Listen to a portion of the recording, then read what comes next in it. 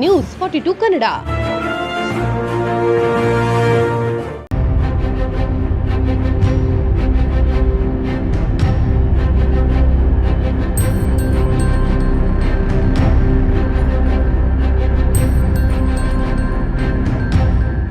ಪತ್ರಿಕಾಗೋಷ್ಠಿ ಬಂದಿರತಕ್ಕಂಥ ಬಹುಜನ್ ಸಮಾಜ್ ಪಾರ್ಟಿಯ ಜಿಲ್ಲಾ ಸಮಿತಿಯ ಎಲ್ಲ ಪದಾಧಿಕಾರಿಗಳು ಮತ್ತು ರಾಮನಗರ ತಾಲೂಕು ಸಮಿತಿ ಎಲ್ಲ ಪದಾಧಿಕಾರಿಗಳಿಗೆ ಹಾಗೂ ಬಂದಿರತಕ್ಕಂಥ ಎಲ್ಲ ಮಾಧ್ಯಮ ಮಿತ್ರರಿಗೂ ಕೂಡ ತುಂಬ ಹೃದಯದ ಸ್ವಾಗತವನ್ನು ಕೋರ್ತಾ ಇದ್ದೀನಿ.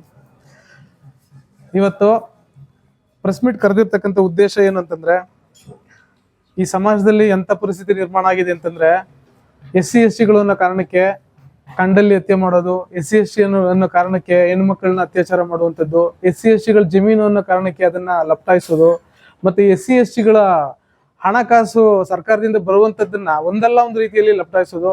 ಸೊ ನಿಮ್ಗೆ ಗೊತ್ತಿರೋ ಹಾಗೆ ಸರ್ಕಾರನೂ ಕೂಡ ಸುಮಾರು 40ರಿಂದ 49 ಸಾವಿರ ಕೋಟಿ ಹಣವನ್ನ ಇವತ್ತು ಲೂಟಿ ಮಾಡಿದೆ. ಅದನ್ನ ಬೇರೆ ಬೇರೆ ಯೋಜನೆಗಳಿಗೆ ಕೊಟ್ಟು ಸಮಜಾಯಿಷಿಯನ್ನ ನೀಡಿ ಅದನ್ನ ಯಶಸ್ವಿಯಾಗಿ ಮಾಡ್ಕೊಂಡು ಹೋಗ್ತಿದ್ದಾರೆ.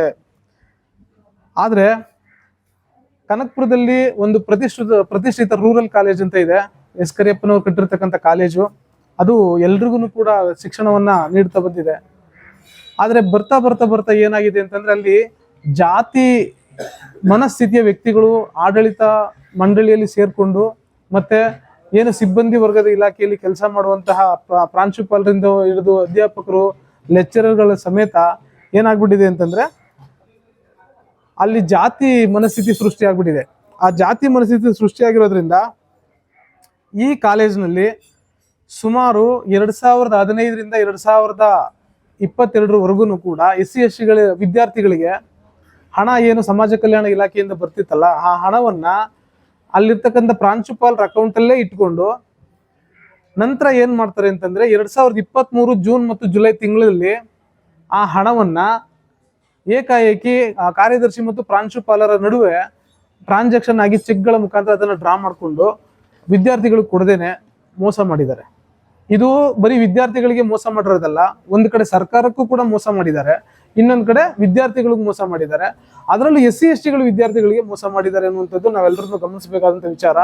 ಸೊ SC ST ಹಣವನ್ನ ಇವರು ಲೂಟಿ ಮಾಡುವಂತ ಕೆಲಸವನ್ನ ಅಥವಾ ದುರ್ಬಳಕೆ ಮಾಡ್ಕೊಳ್ಳುವಂತ ಕೆಲಸವನ್ನ, ದುರುಪಯೋಗ ಮಾಡುವಂತ ಕೆಲಸಗಳನ್ನ ಮಾಡ್ಕೊಂಡಿದ್ದಾರೆ ಅಂತಂದ್ರೆ, ಇವರ ಹಿಂದಿನ ಉದ್ದೇಶ ಏನು ಅಂತಂದ್ರೆ, ಅದನ್ನ ನಾವು SC ST ಹಣ ಅನ್ನೋ ಒಂದೇ ಒಂದು ಕಾರಣಕ್ಕೋಸ್ಕರ ಅವರು ಯಾರು ಕೇಳೋರಿಲ್ಲ ಹೇಳೋರಿಲ್ಲ ಅನ್ನುವಂತಹ ಬೇಜವಾಬ್ದಾರಿತನದಿಂದ ಅಥವಾ ತಾತ್ಸಾರ ಮನೋಭಾವನೆಯಿಂದ ಅಥವಾ ತಮ್ಮ ಬಳಿ ಅಧಿಕಾರ ಇದೆ ಅಂತನೋ ಅಥವಾ ಹಣ ಇದೆ ಅಂತನೋ ಅಥವಾ ನಮ್ಗೆ ಎಲ್ಲವರು ಗೊತ್ತಿದ್ದಾರೆ ಅನ್ನುವಂತಹ ಬಲಾಢ್ಯ ಸಮುದಾಯ ಅಂತನೋ ಈ ರೀತಿಯ ಒಂದು ಕೃತ್ಯಕ್ಕೆ ಕೈ ಹಾಕಿರುವಂಥದ್ದು ನಾವೆಲ್ಲರೂ ತಲೆ ತಗ್ಗಿಸ್ಬೇಕಾದಂಥ ವಿಚಾರವಾಗಿದೆ. ಹಾಗಾಗಿ 2015ರಿಂದ 2022 ಯಾರ್ಯಾರು ರೂರಲ್ ಕಾಲೇಜ್ ಪದವಿಯಲ್ಲಿ BA, BCom, BSc ಮತ್ತೆ B.Ed ಮತ್ತೆ D.Ed ಇಲ್ಲಿ ವಿದ್ಯಾಭ್ಯಾಸವನ್ನ ಮಾಡ್ತಿರ್ತಕ್ಕಂಥ SC ST ವಿದ್ಯಾರ್ಥಿಗಳು ಏನಿದ್ರಲ್ವಾ, ಆ ಸಂದರ್ಭದಲ್ಲಿ ಅಲ್ಲಿರ್ತಕ್ಕಂಥ ಪ್ರಾಂಶುಪಾಲರಾಗಿರ್ಬೋದು ಮತ್ತೆ ಆಡಳಿತ ಮಂಡಳಿ, ಈಗ ಆಲ್ರೆಡಿ ನನ್ನ ಪ್ರಕಾರ 5 ವರ್ಷಕ್ಕೊಂದ್ಸರಿಯಲ್ಲಿ ಚುನಾವಣೆ ನಡೆದು ಬದಲಾಗ್ತಾ ಇರುತ್ತೆ. ಸೊ ಈಗ ಆಗಿಂದ ಇಲ್ಲಿವರೆಗೂ ಯಾರ್ಯಾರು ಇದ್ರು ಅವ್ರನ್ನೆಲ್ಲರನ್ನೂ ಕೂಡ ತನಿಖೆಗೆ ಒಳಪಡಿಸ್ಬೇಕು.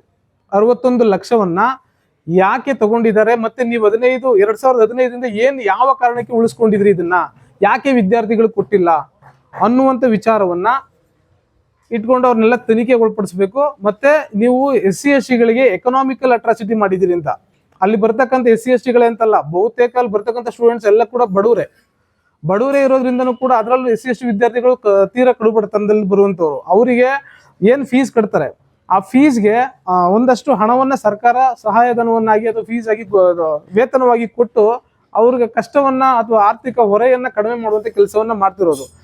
ಈ ಒಂದು ಹೊರೆಯನ್ನ ಕಡಿಮೆ ಮಾಡೋದಕ್ಕೆ ಆ ಇಲಾಖೆ ಏನು ಸಂಬಂಧಪಟ್ಟ ಕಾಲೇಜ್ ಏನಿದೆ ಅದು ಸಪೋರ್ಟ್ ಮಾಡ್ಬೇಕಿತ್ತು.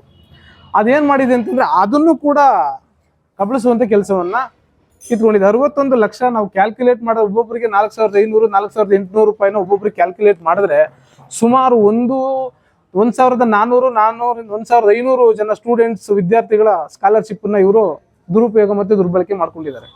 ಸೊ ಆ ಒಂದು ಕಾರಣಕ್ಕೆ 2015ರಿಂದ ಇಲ್ಲಿವರೆಗೂ ಕೂಡ ಆಡಳಿತ ಮಂಡಳಿಯಲ್ಲಿ ಇರ್ತಕ್ಕಂತಹ ಪದಾಧಿಕಾರಿಗಳಿರ್ಬೋದು, ಅಧ್ಯಕ್ಷರಿರ್ಬೋದು, ಅದ್ರ ಜೊತೆಗೆ ಅಲ್ಲಿರ್ತಕ್ಕಂಥ ಸಿಬ್ಬಂದಿ ವರ್ಗ, ಬೋಧಕೇತರ ವರ್ಗ, ಬೋಧಕ ವರ್ಗ ಯಾವ್ದಿದೆ ಅವರೆಲ್ಲರನ್ನೂ ಕೂಡ ತನಿಖೆಗೆ ಒಳಪಡಿಸಬೇಕು.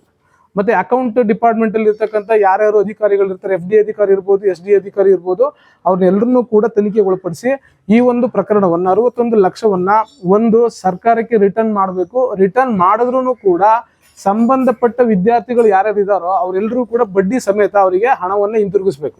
ಯಾಕೆಂದ್ರೆ ಅದು ಅವರ ಹಕ್ಕು. ಆ ಹಕ್ಕನ್ನ ಕಿತ್ಕೊಳ್ಳುವಂತ ಅಧಿಕಾರ ಯಾರಿಗೂ ಇಲ್ಲ. ಈ ಒಂದು ಕೆಲಸವನ್ನ ರೂರಲ್ ಕಾಲೇಜ್ನ ಸಿಬ್ಬಂದಿಗಳು, ಆಡಳಿತ ವರ್ಗ ಮೋಸ ಮಾಡಿದೆ. ಸೊ ಹಾಗಾಗಿ ಅವ್ರ ಮೇಲೆಲ್ಲ ಸಂಬಂಧಪಟ್ಟವ್ರು ಯಾರ್ಯಾರು ಅದಕ್ಕೆ ರಿಲೇಟೆಡ್ ಆಗ್ತಾರೋ ಅವ್ರಿಗೆಲ್ಲರೂ ಕೂಡ ಅಟ್ರಾಸಿಟಿ ಕೇಸನ್ನ ದಾಖಲು ಮಾಡಿ ಸೊ ಈಗ ಆಲ್ರೆಡಿ ಅಟ್ರಾಸಿಟಿ ಕೇಸ್ ದಾಖಲಾಗಿದೆ. ಸೊ ತಮಗೆಲ್ಲ ಗೊತ್ತಿರುವ ಹಾಗೆ ಶನಿವಾರ 15ನೇ ತಾರೀಕು DCRE ಪೊಲೀಸ್ ಠಾಣೆಯಲ್ಲಿ ಅಟ್ರಾಸಿಟಿ ಕೇಸನ್ನ ದಾಖಲು ಮಾಡಿದ್ದೀವಿ. ಸೊ ಯಾರು ಪ್ರಿನ್ಸಿಪಲ್ ಮತ್ತೆ ಕಾರ್ಯದರ್ಶಿ ಅಂತ ಬರ್ತಾರೆ. ಸೊ ಇವರಿಬ್ಬರ ನಡುವೆ ಏನು ಕಾನ್ವರ್ಸೇಷನ್ ಆಗಿತ್ತಲ್ವಾ, ಏನು ಅಕೌಂಟಬಿಲಿಟಿಯಲ್ಲಿ ಕಾನ್ವರ್ಸೇಷನ್ ಆಗಿತ್ತಲ್ಲ, ಸೊ ಅದಕ್ಕೆ ಸಂಬಂಧಪಟ್ಟಂಗೆ ಅವರಿಬ್ಬರ ಮೇಲೆ ಅಟ್ರಾಸಿಟಿ ಆಗಿದೆ. ಸೊ ಇನ್ನು ಕೂಲಂಕುಷವಾಗಿ ತನಿಖೆಯನ್ನ ಮಾಡಿದ್ರೆ ಇದಕ್ಕೆ ಸಂಬಂಧಪಟ್ಟವ್ರು ಯಾರು ಅನ್ನುವಂಥದ್ದೆಲ್ಲ ಗೊತ್ತಾಗುತ್ತೆ. ಅದ್ರ ಜೊತೆಗೆ ಇನ್ನೊಂದು ಏನಾಗುತ್ತೆ ಅಂತಂದ್ರೆ ಅದಕ್ಕೆ ಸಂಬಂಧಪಟ್ಟಂಗೆ ನಿಮ್ಗೆ ಆಲ್ರೆಡಿ ನಿಮಗೆ ತಲುಪಿಸಿರೋದ ರೀತಿ ಅಕೌಂಟ್ ಅಲ್ಲಿ ಅಮೌಂಟ್ ಯಾವ ರೀತಿ ಟ್ರಾನ್ಸಾಕ್ಷನ್ ಆಗಿದೆ ಅನ್ನೋದನ್ನು ಕೂಡ ನಿಮಗೆ ಒಂದು ಶೀಟ್ ಅನ್ನು ಕೊಟ್ಟಿದ್ದೀವಿ. ಸೊ ಈ ಒಂದು ಕಾರಣಕ್ಕೆ ಯಾರ್ಯಾರು ಸಂಬಂಧಪಟ್ಟಂತಹ ಅಧಿಕಾರಿಗಳು, ಇಲಾಖೆಯಲ್ಲಿ ಇರ್ತಕ್ಕಂಥವ್ರು ಮತ್ತೆ ಸಮಾಜ ಕಲ್ಯಾಣ ಇಲಾಖೆ ವಿದ್ಯಾರ್ಥಿಗಳಿಗೆ ವಿದ್ಯಾರ್ಥಿ ವೇತನವನ್ನ ಕೊಟ್ಟ ಮೇಲೆ ಕಾಲಕ್ಕೆ ವರ್ಷಾನುವರ್ಷ ಅವರಿಗೆ ವಿದ್ಯಾರ್ಥಿಗಳಿಗೆ ವೇತನವನ್ನ ಕೊಟ್ಟಿದ್ದಾರೆ ಇಲ್ವಾ ಅಂತ ಪರಿಶೀಲನೆ ಮಾಡಬೇಕಾಗಿತ್ತು. ಇದನ್ನು ಕೂಡ ಮಾಡಿಲ್ಲ ಅದು. ಸೊ ಈ ಒಂದು ಪ್ರಕರಣದಲ್ಲಿ ಸಮಾಜ ಕಲ್ಯಾಣ ಇಲಾಖೆಯ ತಾಲೂಕು ಅಧಿಕಾರಿಗಳಿರ್ಬೋದು ಅಥವಾ ಜಿಲ್ಲೆಗೆ ಸಂಬಂಧಪಟ್ಟಂತ ಅಧಿಕಾರಿಗಳಿರ್ಬೋದು, ಅವ್ರ ಮೇಲೂ ಕೂಡ ಸೂಕ್ತ ಕಾನೂನು ಕ್ರಮವನ್ನು ಜರುಗಿಸ್ಬೇಕು ಅಂತ ಹೇಳಿ ಬಹುಜನ್ ಸಮಾಜ್ ಪಾರ್ಟಿಯು ಒತ್ತಾಯಿಸ್ತೀವಿ. ಸೊ ಇನ್ನು ಮುಂದಿನ ದಿನಗಳಲ್ಲಿ ಇದಕ್ಕೆ ಸರಿಯಾದ ನ್ಯಾಯ ಸಿಕ್ಕಿಲ್ಲ ಅಂತಂದ್ರೆ ಬಹುಜನ್ ಸಮಾಜ್ ಪಾರ್ಟಿಯಿಂದ ದೊಡ್ಡ ಹೋರಾಟವನ್ನು ಹಮ್ಮಿಕೊಂತೀವಿ ಅಂತ ಹೇಳ್ತಾ ನಾನು ಮಾತು ಮುಗಿಸ್ತೀನಿ. ನೋಡ್ರಿ, ಅಧಿಕಾರಿಗಳು ಮತ್ತೆ ಆಡಳಿತ ವರ್ಗ ಯಾವ ರೀತಿ ಹಣ ದುರುಪಯೋಗ ಮಾಡಿಸ್ಕೊತದೆ ಅಂತೇಳಿ. ಇವಾಗ ಒಬ್ಬ ಕಳ್ತನ ಮಾಡ್ಬಿಟ್ರೆ ಅವನ್ನ ಎತ್ಕೋಗ್ಬಿಟ್ಟು ಚಂದಾಗಿ ಹೊಡೆದು ಅವ್ನ ಬಾಯಿ ಬಿಡಿಸ್ತಾರೆ. ಎಷ್ಟೆಷ್ಟು ಎಲ್ಲೆಲ್ಲಿ ಏನೇನು ಕಳ್ತನ ಮಾಡಿದ್ದು ಇನ್ನೊಬ್ಬರು ಕೇಸ್ನೆಲ್ಲ ಹಾಕ್ತಾರೆ. ಆದರೆ ಇಲ್ಲಾಗಿ ನಡೆದಿರೋದು 61 ಲಕ್ಷ, ಕಡಿಮೆ ಅಲ್ಲ. ಇದು ಯಾರ್ದು ಅಂದರೆ ವಿದ್ಯಾರ್ಥಿಗಳದ್ದು. ಇದು ಹೆಂಗಾಯ್ತು ಅಂತಂದ್ರೆ, ಹಿಂದೆ ಒಂದು ಸ್ಕಾಲರ್ ಅಂತ ಕಳಿಸ್ತಾ ಇರ್ಬೇಕಾದ್ರೆ ಕಾಲೇಜ್ ಅಕೌಂಟ್ಗೆ ಕಳಿಸೋರು. ಕಾಲೇಜ್ ಅಮೌಂಟನ್ನ ಯಾರು ಸಮಾಜ ಕಲ್ಯಾಣ ಇಲಾಖೆಯವರು ಕಾಲೇಜ್ ಅಕೌಂಟ್ಗೆ ಆ ವಿದ್ಯಾರ್ಥಿ ಹಣವನ್ನ ಕಳಿಸ್ತಿದ್ರು. ಅದು ಏನೇಂತ ಉಪಯೋಗ ಆಗ್ಬೇಕಾಗಿತ್ತು ಅಂತಂದ್ರೆ ಇವ್ರ ಫೀಸು ಮತ್ತೆ ಇವರು ಮಿಕ್ಕದ ಹಣವನ್ನು ವಾಪಸ್ ಕೊಡುವಂಥದ್ದು. ಆದ್ರೆ ಈ ಕಾಲೇಜ್ನಲ್ಲಿ ಏನಾಗ್ತಿತ್ತು ಅಂದ್ರೆ, ನಮ್ಮ SC ST ಹುಡುಗರು ಏನ್ ಸೇರ್ಕೋತಾರೋ ಅವ್ರಿಗೆ 50 ರೂಪಾಯಿ ಮಾತ್ರ ಕಡಿಮೆ, ಜನರಲ್ಗಿಂತ 50 ರೂಪಾಯಿ ಮಾತ್ರ ಕಡಿಮೆ, ಪೂರ್ತಿ ಎಲ್ಲ ತಗೊಳ್ಳೋದ್ರ ಜೊತೆಗೆ ಈ ಏನು ಹಣ ಇದೆಯೋ ಈ ಹಣನೂ ಕೂಡ ಏನು ಸಮಾಜ ಕಲ್ಯಾಣ ಇಲಾಖೆ ಕೊಟ್ಟಿರುವಂತ ಹಣನೂ ಕೂಡ ಮಡಿಕೊಳ್ಳೋದು. ಈ ಹಣ ಎಲ್ಲಿವರೆಗೂ ಸ್ಟಾಕ್ ಆಯ್ತು ಅಂದ್ರೆ 2015 ಸ್ಟಾಕ್ ಆಯ್ತು. ಅವಾಗ ಒಂದು ನಾವೇನ್ ಮಾಡ್ತೀವಿ ಅಂತಂದ್ರೆ, ಸರ್ಕಾರನೇ ಫೀಸ್ ಕಟ್ತಾ ಇದೆ, ನಿಮ್ಗ್ಯಾಕೆ ಅವರು ಹಣ ಕೊಡಬೇಕು ಅಂತ ನಾವು ಗಲಾಟೆ ಮಾಡಿದಾಗ ಅವರು ಸರಿಯಾಗಿ ಮಾಹಿತಿ ಕೊಡ್ಲಿಲ್ಲ. ನಾವು ಲೋಕಾಯುಕ್ತಕ್ಕೆ ಹೋದ್ವಿ. ಲೋಕಾಯುಕ್ತರು ಎಲ್ಲ ಸರಿ ಇದು ಮಾಡಿ, ಇಲ್ಲ ಇನ್ನು ಡೈರೆಕ್ಟ್ ಆಗಿ ವಿದ್ಯಾರ್ಥಿ ಅಕೌಂಟ್ಗೆ ಅಂದ್ರೆ 2015 ಈಚೆಗೆ ವಿದ್ಯಾರ್ಥಿ ಅಕೌಂಟ್ಗೆ ದುಡ್ಡು ಹೋಗುತ್ತೆ. ಅಲ್ಲಿಂದ ಇಲ್ಲಿವರೆಗೂ ಸ್ಟಾಕ್ ಆಗಿದ್ದು ಎಷ್ಟು ಅಂದ್ರೆ 61 ಲಕ್ಷ ಹಣ ಸ್ಟಾಕ್ ಆಗಿತ್ತು. 24ರವರೆಗೂ ಈ ಆಡಳಿತ ಮಂಡಳಿಯವರು ಈ ಹಣವನ್ನ ಎತ್ತಿರ್ಲಿಲ್ಲ, ಹಂಗೆ ಮಾಡಿಕೊಂಡಿದ್ರು. ಆದ್ರೆ ಇವಾಗ ಹೊಸ ಇದು ಏನ್ ಬಂತು, ಅದಾದ ತಕ್ಷಣವೇ ನೋಡ್ಕೊಳ್ಳೋಣ ಅದೇನಾಗ್ತದೆ ಆಗ್ಲಿ ಅಂದ್ಬಿಟ್ಟು 61 ಲಕ್ಷ SC ST ಮಕ್ಕಳ ಹಣವನ್ನ, ಸ್ಕಾಲರ್ ಹಣವನ್ನ, ಇದು ಎಲ್ಲಿಂದ ಬಂದದ್ದಲ್ಲ, ಸರ್ಕಾರ ಕೊಟ್ಟಿರುವಂತ ಸ್ಕಾಲರ್ ಹಣ ಮತ್ತೆ ಸ್ಕೂಲ್ ಫೀಸು ಇವೆರಡನ್ನೂ ಕೂಡ ಇವರು ಡ್ರಾ ಮಾಡ್ಕೊಂಡಿದ್ದಾರೆ. ಒಂದು ವಿದ್ಯಾರ್ಥಿಗಳು ಕೊಡಬೇಕಾಗಿತ್ತು, ಒಂದ್ ವೇಳೆ ಕೊಡಕ್ಕಾಗ್ಲಿ ಅಂದ್ರೆ ಸರ್ಕಾರಕ್ಕೆ ವಾಪಸ್ ಮಾಡ್ಬೇಕು. ಯಾಕೆ ಮಾಡಲಿಲ್ಲ? ಇದು ಏನು ಉದ್ದೇಶಪೂರ್ವ, ಇದನ್ನ ಯಾರು ಕೇಳ್ತಾರೆ ಈ ಹಣನ ಅನ್ನೋ ಲೆವೆಲ್ನಲ್ಲಿ ಇವರು ದುರುಪಯೋಗ ಮಾಡ್ಕೊಂಡಿದ್ದಾರೆ.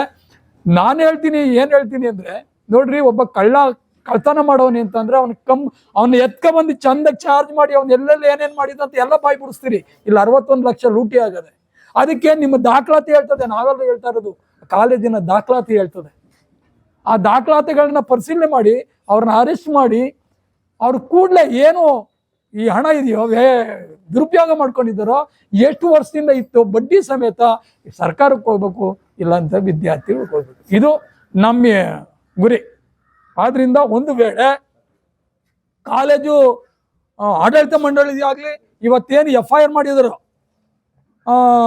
DCRE ಪೊಲೀಸ್ ಠಾಣೆ ಇಲ್ಲಿ ನಮಗೆ ಇದನ್ನ ಮಾಡಿರೋದೇನೆ SC/ST ಗಳಿಗೆ ನ್ಯಾಯ ಕೊಡಿಸ್ತೀವಿ ಅಂತ. ನಮ್ಗೇನು ಅನ್ನಿಸ್ತದೆ ಅಂತಂದ್ರೆ ಅಲ್ಲಿಂದ ಇಲ್ಲಿವರೆಗೂ ಕೇಸ್ ಆಗಿರೋದೇ 6. ಅವರು ಸ್ಟಾರ್ಟ್ ಮಾಡೋಕ್ಕಿಂತ ಇಲ್ಲಿವರೆಗೂ ಅದು ನಾವು ಬಾಯಿ ಹಾಕಿದ್ಮೇಲೆ ಕೇಸ್ ಆಗಿರೋದು 6. ಈ ಕೇಸ್ಗಳಲ್ಲಿ ಸರಿಯಾಗಿ ನ್ಯಾಯ ಸಿಗ್ತದೆ ಅನ್ನೋದಾದ್ರೆ ಏನು ಫಲಾನುಭವಿಗಳು ಸರ್ಕಾರದ ಫಲಾನುಭವಿಗಳು ವಿದ್ಯಾರ್ಥಿಗಳಿದ್ದಾರೋ ಅವ್ರಿಗೆ ಹಣ ವಾಪಸ್ ಆಗಬೇಕು. ಅದಕ್ಕೆ ಲೀಸ್ಟು ಕೂಡ ಅದೇ ಎಷ್ಟು ಜನ ವಿದ್ಯಾರ್ಥಿಗಳಿದು ಹಣ ಲೂಟಿ ಆಗದೆ ಅನ್ನೋದಕ್ಕೆ ಲೀಸ್ಟ್ ಕೂಡ ನಾವು ಇದಕ್ಕೆ ಕಳಿಸಿದ್ದೀವಿ. ಯಾಕೆ DCRE ಪೊಲೀಸ್ ಠಾಣೆಗೆ ನಾವು ಲೀಸ್ಟ್ ಕೊಟ್ಟಿದ್ದೀವಿ, ಇಷ್ಟು ಹಣ ದುರುಪಯೋಗ ಆಗದೆ ಅಂತ. ಈ ಆಧಾರದ ಮೇಲೆ ಅವ್ರ ಕಾನೂನು ಮೇಲೆ ತಗೊಂಡು ಒಂದು ವೇಳೆ ಇವ್ರನ್ನ ಅರೆಸ್ಟ್ ಮಾಡ್ದೇನೆ ಬಿಟ್ರೆ ಬೇರೆ ಕಾಲೇಜ್ನಲ್ಲಿ ಇರುವಂಥ ಎಲ್ಲ ಪ್ರಿನ್ಸಿಪಾಲ್ಗಳಿಗೂ ಇದು ಈಸಿ ಆಗುತ್ತೆ, ಹಣ ಹೆಂಗ್ ಹೊಡಿಯೋದು ಅಂತ ಹೇಳ್ಕೊಟ್ಟಂಗೆ ಆಗುತ್ತೆ. ಆದ್ರಿಂದ ಅರೆಸ್ಟ್ ಮಾಡಬೇಕು ಮತ್ತೆ ವಿದ್ಯಾರ್ಥಿಗಳಿಗೆ ನ್ಯಾಯ ಸಿಗಬೇಕು, ಇದು ನಮ್ಮ ಗುರಿಯಾಗಿರುತ್ತೆ. ನ್ಯೂಸ್ 42 ಕನ್ನಡ.